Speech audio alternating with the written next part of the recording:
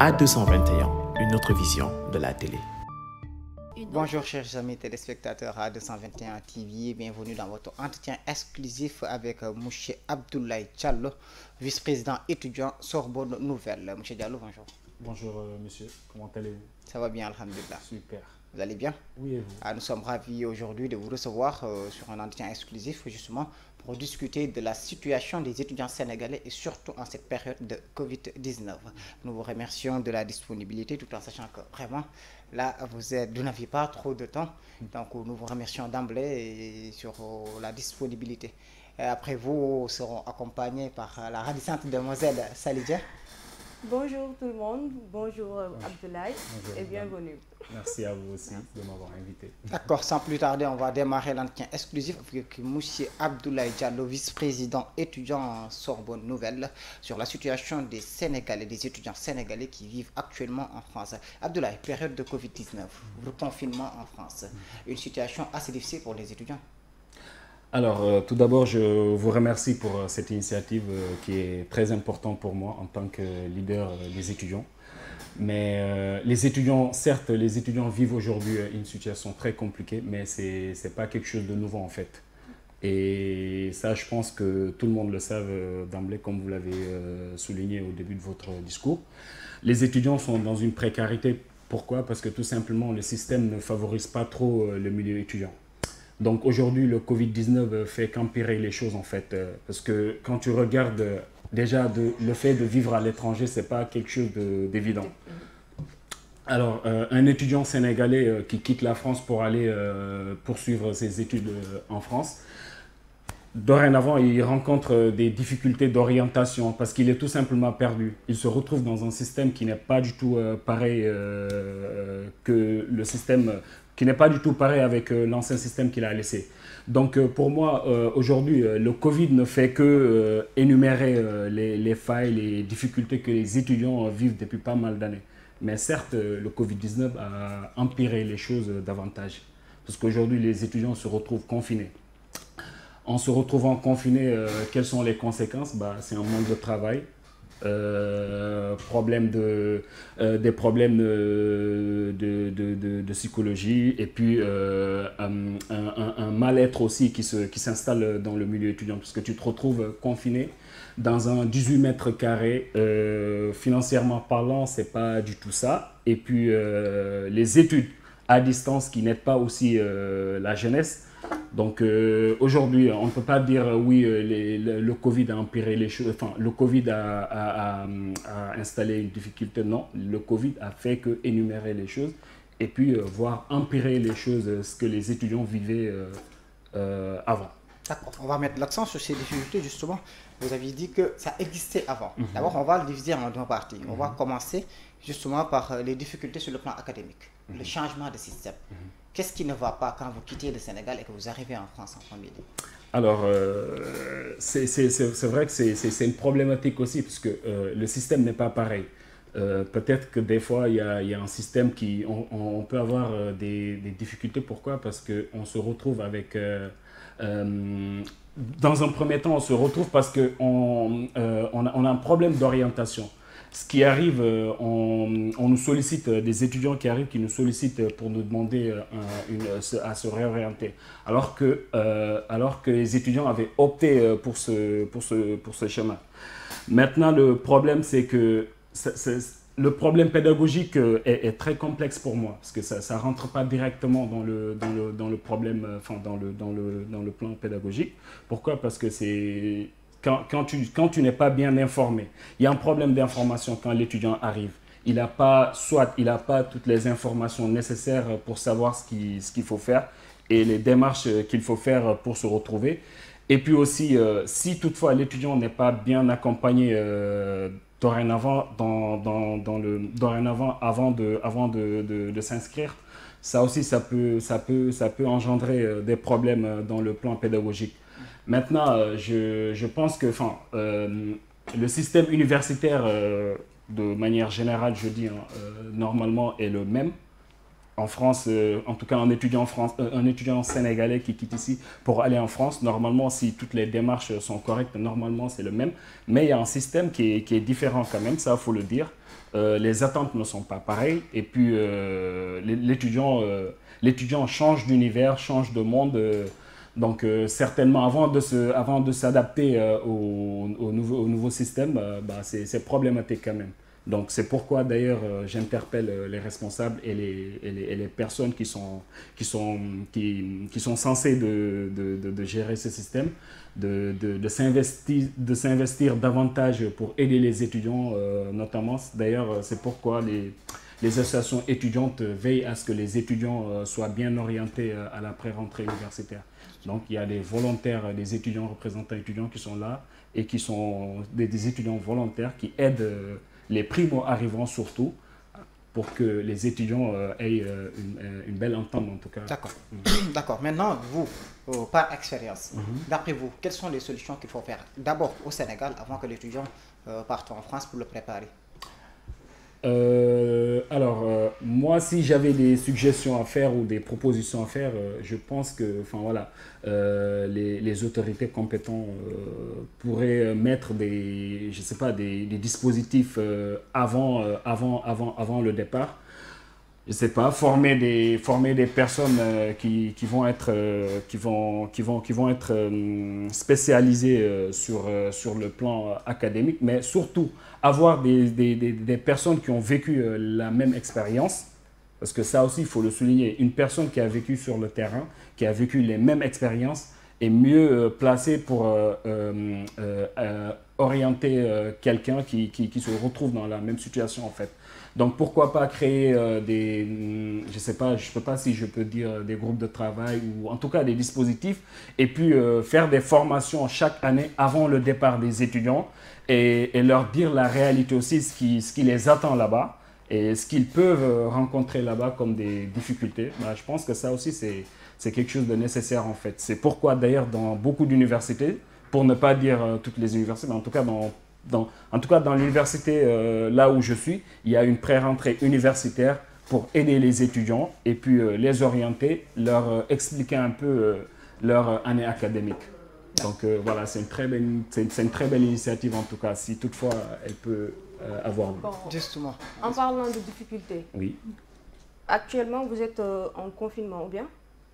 Actuellement, c'est un couvre-feu, je pense. Ouais. Mais d'après les informations que j'ai eues, on a dit que certains étudiants ont du mal à prendre les 3 repas par jour parce qu'ils ont des problèmes de financement, ils ont des problèmes pour payer leur loyer et tout ça. Est-ce que c'est avéré ça? Alors oui, c'est avéré. Ça, c'est une situation très avérée même. Parce que comme je l'ai dit dans le début de cette émission, c'est que le Covid ne fait que énumérer les choses. Les étudiants vivent dans la précarité, ça il faut le dire. Les étudiants ne sont pas boursiers, pour ne pas dire tous les étudiants.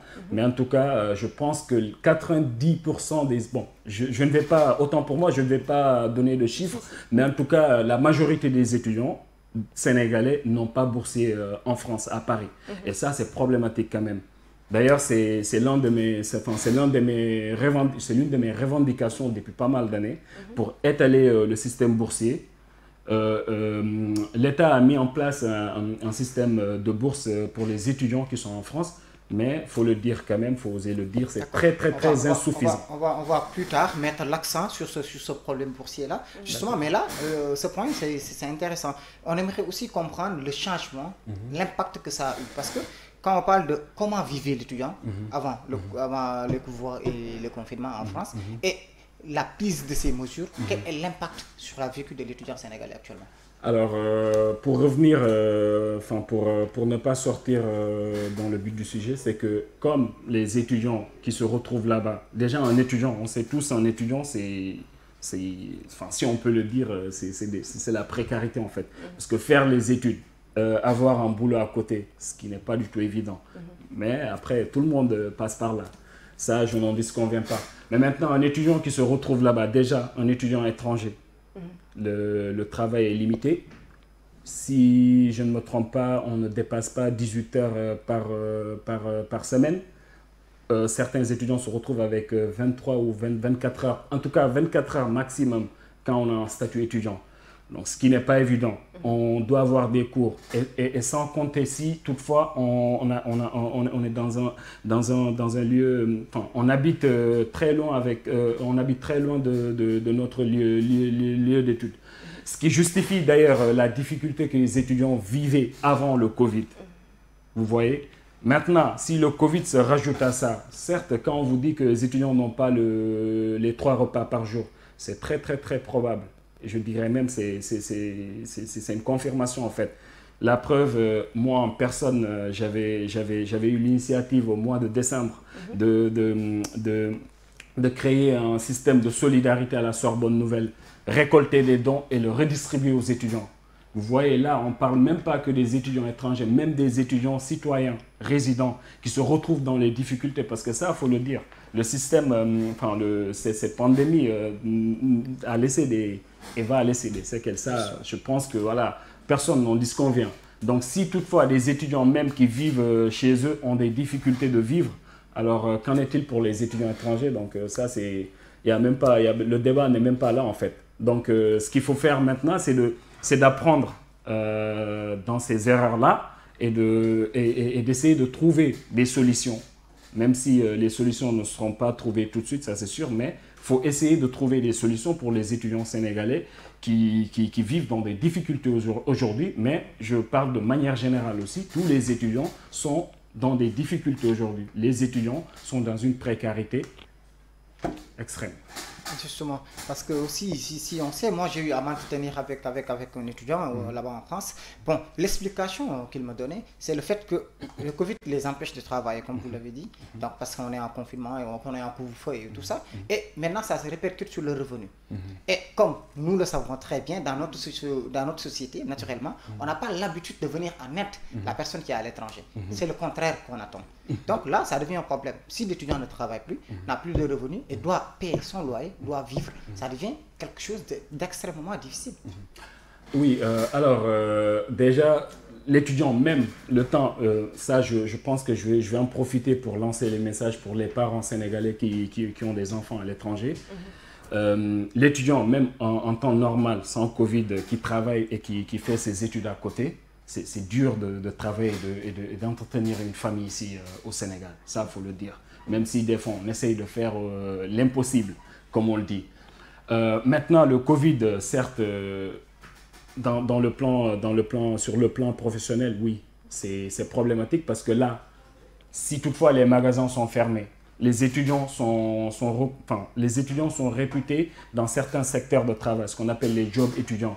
C'est-à-dire les grandes surfaces, la restauration, l'hôtellerie, etc.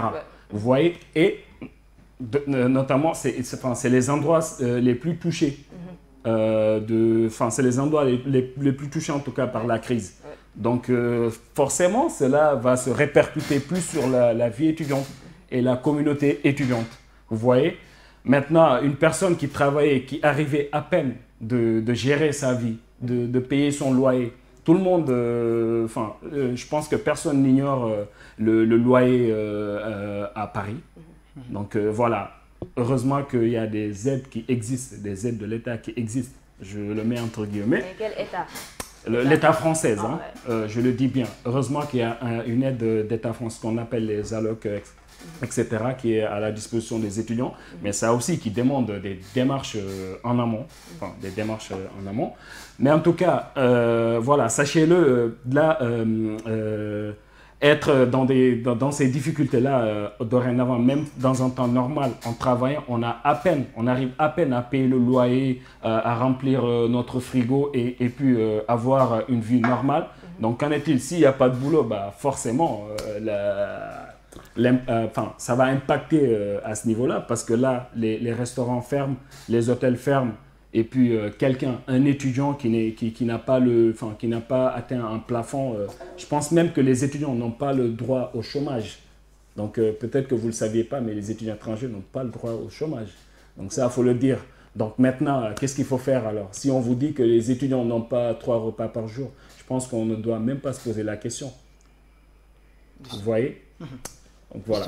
De l'autre côté, Sally, si on a des réactions de part? Oui, on a des témoignages. Mais si la vidéo ou bien l'appel, je ne sais pas si Ndiaga peut nous donner la réaction de Biran Pouye. D'accord. Bon, dès que c'est disponible, les gens qui veulent intervenir depuis la France, côté vidéo et intervention. Maintenant, nous revenons à Abdoulaye Diallo en attendant que l'appel soit établi. Justement, en un mot, comment pouvez-vous décrire la situation des Sénégalais actuellement? En un mot, ce que je pourrais dire par rapport aux étudiants sénégalais actuellement, c'est que les étudiants sont dans des difficultés en fait. Il faut les aider. Les étudiants ont besoin d'aide. Les étudiants ont besoin d'un réel aide en fait. Et c'est pas... je pense que le système est très loin de satisfaire les étudiants aujourd'hui. Ça, il faut le dire. Donc voilà, il faut mettre des choses en place, des choses concrètes pour les étudiants, pour que les étudiants puissent étudier dans des bonnes conditions. Ça, il faut le dire. Le système était déjà compliqué, ça je ne cesserai de le répéter tout au long de l'émission. Le système était déjà compliqué pour les étudiants et là c'est de pire en pire. Donc on demande, moi en tout cas personnellement, j'interpelle vraiment le système qui est en mesure d'aider les étudiants, de faire le nécessaire et de mettre des dispositifs concrets en place pour que les étudiants puissent s'en sortir. D'accord. L'élément est disponible du côté de la régie.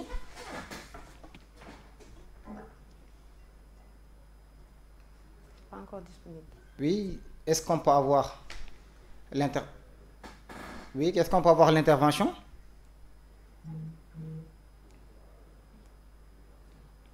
D'accord. S'il est disponible. Allô, oui, monsieur? Allô? Allô, oui. Oui. Oui, bonjour. Bonjour, monsieur. Veuillez vous présenter? D'accord, je m'appelle Biran Pouye, je suis étudiant sénégalais à Metz. Ok, Biran, merci de nous rejoindre sur le plateau. D'accord. D'accord, Biran, comment décrivez-vous la situation des étudiants sénégalais actuellement en cette période de Covid-19, notamment à Metz, là où vous résidez? Bah, c'est compliqué parce que déjà sur le cours avec le confinement, c'était compliqué. Parce que tous les cours, on avait arrêté les cours en présentiel, on faisait tous les cours en ligne.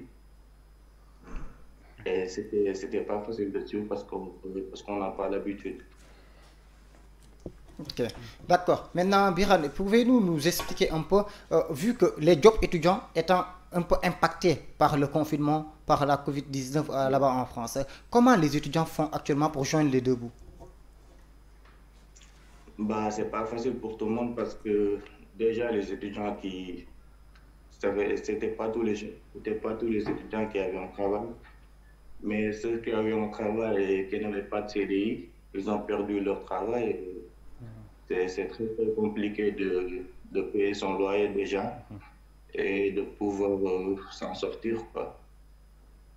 D'accord. Maintenant, on va rester avec vous pour aborder notre deuxième point avec Abdoulaye qui est sur notre plateau. On vous rappelle qu'on a aussi Abdoulaye Diallo, vice-président l'université Sorbonne Nouvelle, justement dans notre plateau. Biran qui vous écoute en même temps que moi. Maintenant, on va évoquer avec vous, Abdoulaye comme Biran, quelle est la responsabilité de l'État sur ça? Parce que vous êtes des citoyens sénégalais à l'étranger.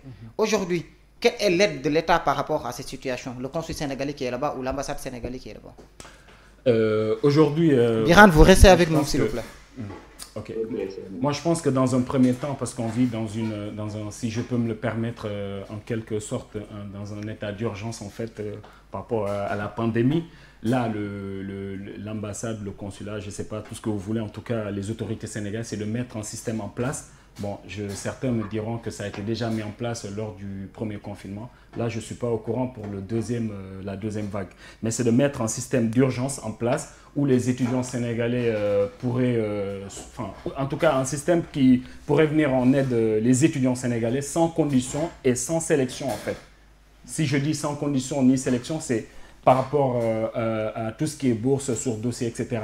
Donc là, c'est de réunir les étudiants et venir en aide aux étudiants, que ce soit financièrement parlant et dans le plan logistique aussi, parce que le camarade l'a évoqué, il a parlé du système de distanciel que j'ai oublié d'évoquer. Oui, les étudiants souffrent aussi, il y a la fracture numérique aussi. Tous les étudiants ne possèdent pas d'une machine. Et puis, avoir une machine aussi, ce n'est pas gratuit.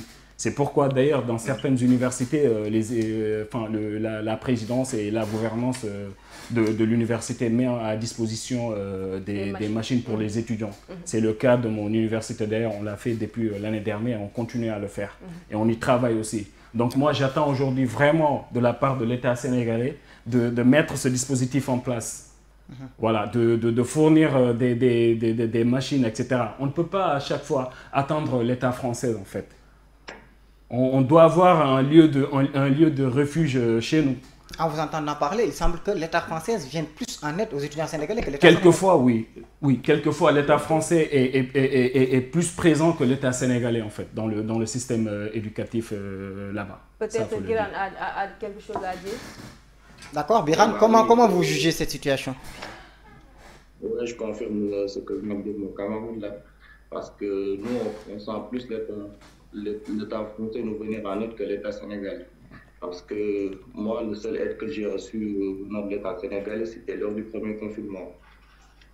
Ils nous ont donné une aide, je pense que c'était de 200 €, mais depuis, il n'y a rien. Parce que l'État français nous vient tout le temps en aide. Et ça fait combien de temps entre les 200 € et maintenant? C'était le premier confinement. Ça fait combien de temps? Donc environ 1 an. Il y a 9 mois. Normalement, il y a 9 mois. Bientôt, non. Ok, donc dans 9 mois, l'État sénégalais est venu en aide aux étudiants sénégalais qu'avec 200 €. Ouais. Et c'est pas tous les étudiants. C'est pas tous les étudiants. Ok, et c'est pas tous les étudiants nous signalent. C'est pas tous les étudiants qui ont reçu cette aide. D'accord. D'accord. Mon camarade là, je pense que c'est le champ. Il n'y a pas tout le monde qui reçoit. Quoi. Ok. Et maintenant, vous, personnellement, quel est l'appel que vous lancez à l'État sénégalais, comme vient de le faire Abdoulaye? Bah, presque la même chose. Et ils doivent venir en aide aux étudiants qui sont ici parce que la situation n'est pas facile pour eux. Et même dans le cadre des études, si vous les cours, il faut déjà avoir une machine, comme l'a dit mon camarade aussi. Et ici, on n'a pas cette aide-là venant du Sénégal. C'est plus l'État français qui nous donne des machines, l'université qui prête des machines aux étudiants, mais l'État sénégalais ne fait quasiment rien pour nous. Et c'est déplorable quand on sent des milliards qu'on entend ici. Parce qu'on a vu qu'aussi l'État sénégalais a sorti beaucoup. Il y avait le fonds Force Covid-19 qui a été évalué à 1000 milliards, visant à la résilience économique sénégalaise. Pardon, vous dites 1000 milliards, 1000 milliards dédiés à la Sénégalais de l'extérieur ou tout le Sénégal? Tout le Sénégal. Tous les Sénégalais devraient bénéficier de 1000 milliards comme fonds de résilience économique et sociale de la Covid-19. Donc là, ça devient vraiment ahurissant quand vous dites que pendant 9 ou 10 mois, les étudiants qui résident à l'étranger et qui probablement en ont le plus besoin, justement parce que très loin de leur famille aussi, en terre étrangère, n'en ont bénéficié que 200 € et ce n'est pas tous les étudiants. Je pense que le camarade de Metz est allé dans mon sens aussi. Hein. Et puis ça, encore une fois, il faut le dire, quand on entend des milliards et des milliards, alors que la jeunesse est là, notamment les étudiants sont là à souffrir quand même, c'est déplorable. Parce que quand il le confirme, on reçoit plus d'aide de l'extérieur que de l'intérieur. Vous me comprenez quand je dis de l'extérieur que de l'intérieur? Parce que les étudiants, quand ils arrivent, et moi je suis quelqu'un à qui on sollicite dans tout ce qui va dans le sens social aussi. Parce qu'à l'université, en début d'année, je reçois pas mal d'étudiants, parce que les étudiants, quand ils arrivent, déjà, avant d'être dans une situation régulière, avoir leur carte de séjour, carte vitale pour pouvoir postuler un job, ce qui n'est pas évident déjà, ils se retrouvent d'abord dans un premier temps sans logement, ce qui est très très compliqué d'ailleurs. Donc là, qu'est-ce qu'il faut faire? Ce que je fais avec les étudiants, je les oriente dans le système social des universités, notamment dans mon université, il y a un système social qui est là, qui appartient au CROUS. Vous voyez? Donc le CROUS, c'est pas l'État sénégalais, vous voyez? Ok. Voilà, c'est un peu dommage, mais bon, j'espère que cette situation va très vite se régler, quoi. D'accord. Salimata, il semble que, si je ne me trompe pas, vous aviez une personne ou une amie, quelque chose comme ça, qui est en France, qui vit aujourd'hui en étant sénégalais, jeune sénégalaise, et vous entendez tout ça. Qu'est-ce que ça vous fait de savoir que vos compatriotes, vos camarades ou vos amis vivent cette situation aux yeux de l'État sénégalais qui est, entre guillemets, pas du tout réactif face à cette situation? Bon, c'est difficile et ça fait peur en même temps. Parce que moi, personnellement, quand j'entends certaines choses, ça me fait mal. Étant étudiante ici au Sénégal, ça me fait mal. Mais l'État sénégalais doit venir en aide les étudiants sénégalais qui sont en France. Parce que c'est le minimum en fait. Parce que tu ne peux pas être en France et aider parler français alors que tu as un État ici qui doit prendre soin de ses étudiants là-bas et que, bon, ils ne font rien. C'est un peu déplorant. Justement, donc, Biran? C'est Guiran. Hein? Guiran. Guiran est toujours avec nous? Oui, je suis là. Donc voilà, Guiran, on va vous laisser intervenir votre dernière intervention pour que vous fassiez le résumé de la situation, mais aussi vous lancer votre appel au nom de tous les étudiants, justement, et après qu'on puisse vous libérer pour ne pas trop abuser de votre temps. Ok. Bah, je voulais aussi préciser, éclaircir une chose parce que c'est dans le cadre des bourses. On donne aux étudiants qui sont en France. En fait, on demande de constituer un dossier, on fait notre dossier, on envoie tous les documents et on n'a pas de réponse. Ils ne vous disent pas, quand vous n'avez pas, ils vous disent, en fait, ils ne vous envoient pas de message pour vous dire que vous n'avez pas de bourse parce qu'il manque ceci ou cela. Ils vous laissent comme ça et vous ne savez pas pourquoi vous n'avez pas de bourse. Ça aussi, c'est à expliquer aux étudiants parce que personne ne comprend, quoi. Ok. Donc là, les bourses aussi, c'est un problème. Il y a donc ce problème de lenteur administrative que nous vivons ici et qui vous suit jusqu'en France. Ouais. Justement, d'accord, Biran, Guiran, nous vous remercions de votre intervention. Et merci pour ta disponibilité, Guiran.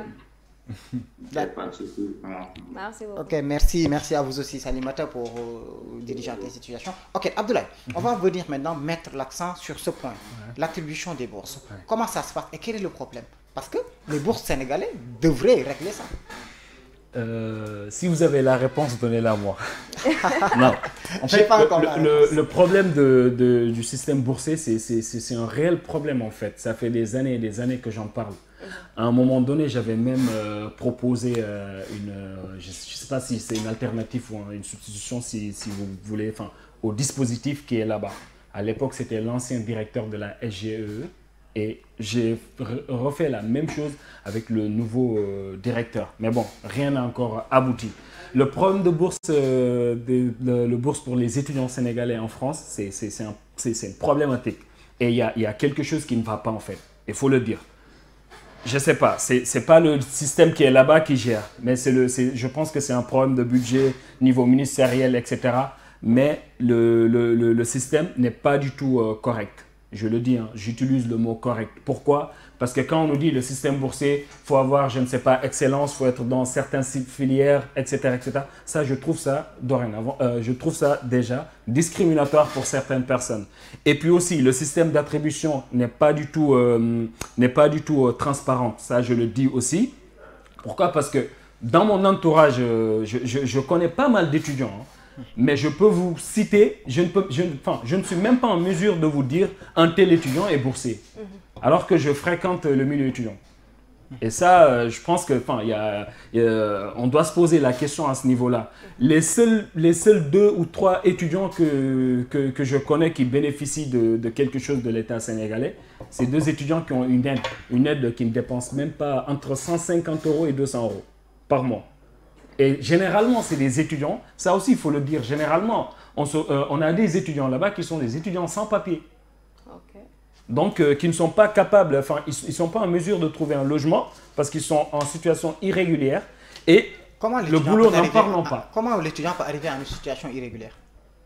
Soit un étudiant qui n'est pas allé dans le cadre des études, mais qui veut poursuivre ses études, ou soit un étudiant qui s'est retrouvé dans des situations irrégulières. Pourquoi? Parce qu'il n'a pas pu renouveler ses papiers. Soit il a eu un échec dans son cursus universitaire, ou soit il a eu des difficultés, il a été obligé d'arrêter ses études à un moment et de reprendre.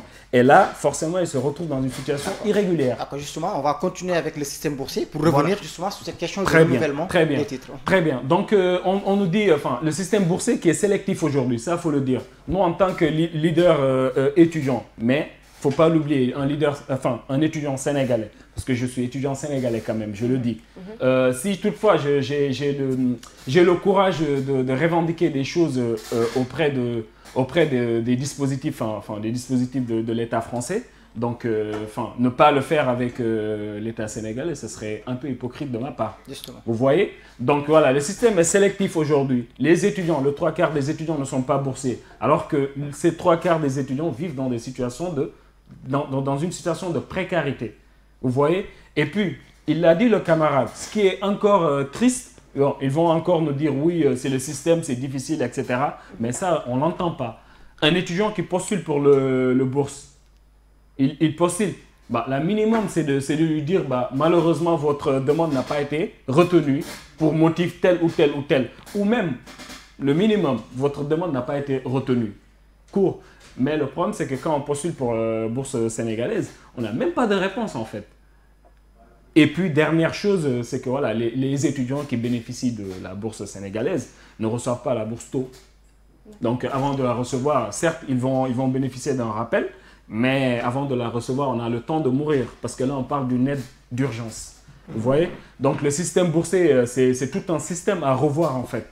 C'est tout un système à revoir et puis, faut étaler le nombre d'étudiants sénégalais qui doivent bénéficier de la bourse sénégalaise. Et là, j'en profite pour parler pour tous les étudiants de l'extérieur et non pas que les étudiants en France. Parce que l'extérieur reste l'extérieur quand même et l'Europe reste l'Europe.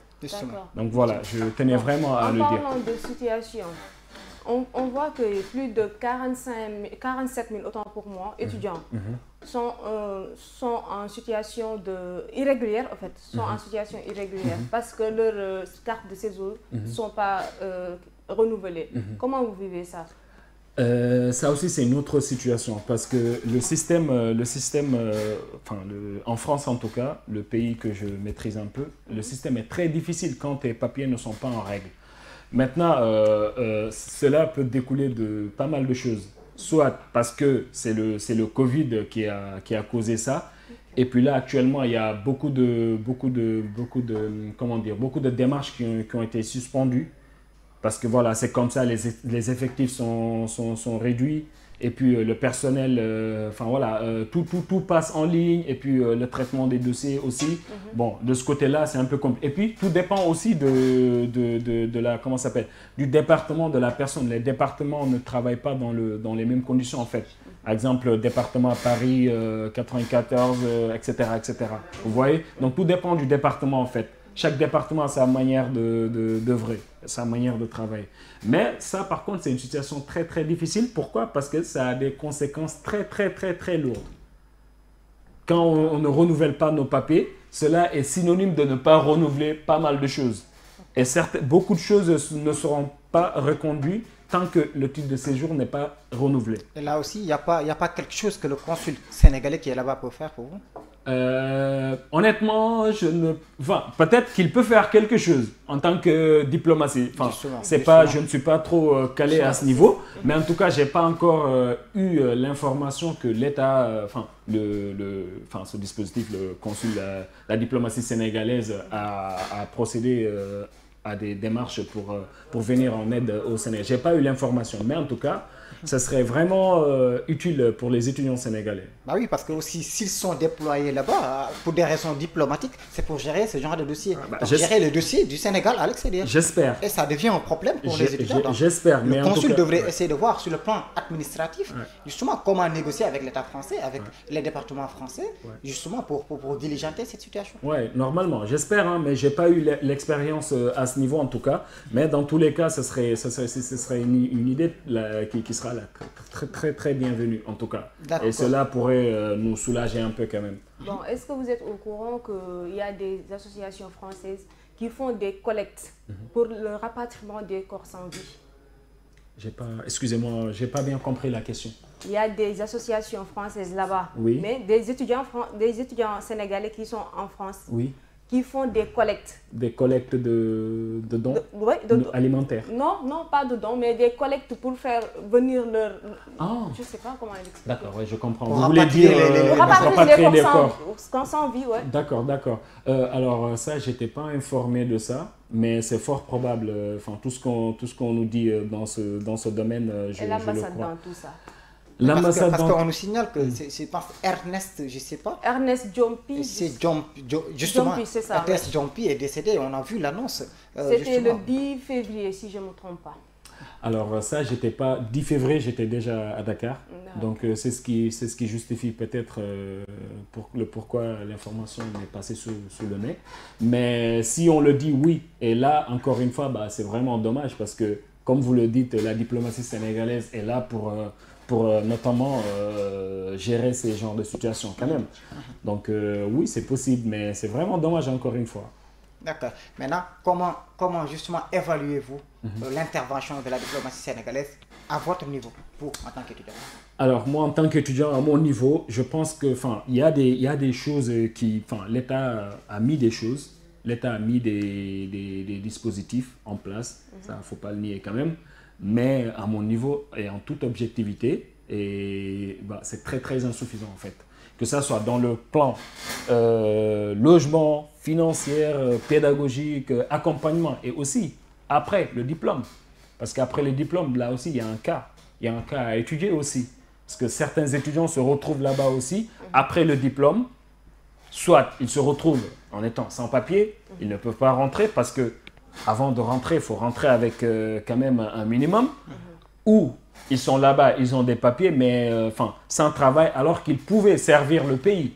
Mais tout ça, l'État doit mettre en place. Je pense qu'il le fait déjà, mais il doit encore rajouter davantage d'investissement à ce niveau-là. Parce que récupérer les enfants du pays et leur mettre dans de bonnes conditions pour qu'ils travaillent, je pense que ça aussi c'est... Le rapatriement des cerveaux sénégalais. Voilà, ça aussi c'est au bénéfice de l'État, ça faut le dire. D'accord, si Salimata n'a plus de questions, on va vous laisser justement dire votre dernier mot. Alors mon dernier mot, je pense que je vais commencer par vous remercier d'abord, parce que là je me retrouve dans mon élément qui est le milieu étudiant, et puis si j'ai quelque chose à dire, c'est que le combat continue, le combat continuera. Les étudiants sont dans la précarité et vraiment aujourd'hui, les étudiants ont besoin d'aide. Les étudiants ont besoin d'aide. Les étudiants avaient besoin d'aide avant la crise sanitaire. Aujourd'hui, ce qu'il faut souligner en tout cas, c'est que la crise sanitaire ne fait que énumérer les choses et empirer les choses. Mais ce n'est pas parce que les étudiants étaient dans des bonnes conditions. Donc aujourd'hui, on attend vraiment à ce que l'État trouve des solutions. Et puis à ce que l'État réponde à la jeunesse sénégalaise de la diaspora de manière générale. D'accord. Donc, vous remercie Abdoulaye. Nous rappelons que nous étions en entretien exclusif avec M. Abdoulaye Diallo, vice-président étudiant Sorbonne Nouvelle, avec qui on a discuté de la situation des étudiants sénégalais qui vivent en France. On a aussi eu l'intervention de Nguiran Pouy, qu'on remercie de partage. Justement, on vous remercie aussi, Salimata, pour les recherches et d'avoir diligenté les interventions. Abdoulaye, merci à vous. Merci à vous aussi. Et puis, j'espère à bientôt. D'accord, à bientôt, on espère. Allez, aussi. C'est moi qui vous remercie. Merci à vous aussi, chers téléspectateurs A221 TV. On vous demande de rester avec nous sur le direct. On va bientôt passer à la conférence de presse des ministres de la Santé, Abdoulaye Diouf Sarr, le ministre des Affaires étrangères, Aïssata Tall Sall, le ministre de l'Éducation nationale, Mamadou Talla, et Souleymane Ndéné Ndiaye, ancien Premier ministre. Justement, je vous propose de le suivre. À très bientôt, à 13h, Inch'Allah.